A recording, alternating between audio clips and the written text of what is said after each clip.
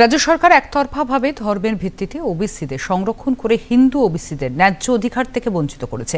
এই তুষ্টিকরণের রাজনীতির তীব্র প্রতিবাদ জানিয়েছেন রাজ্যের বিরোধী দলনেতা শুভেন্দু অধিকারী।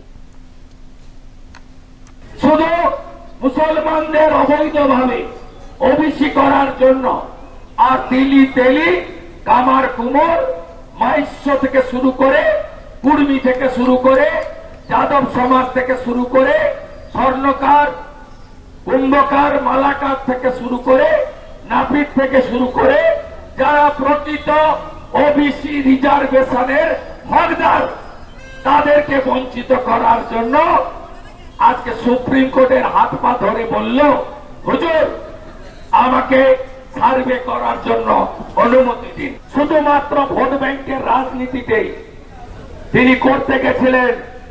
ইন্টারিম স্টে হয়েছে।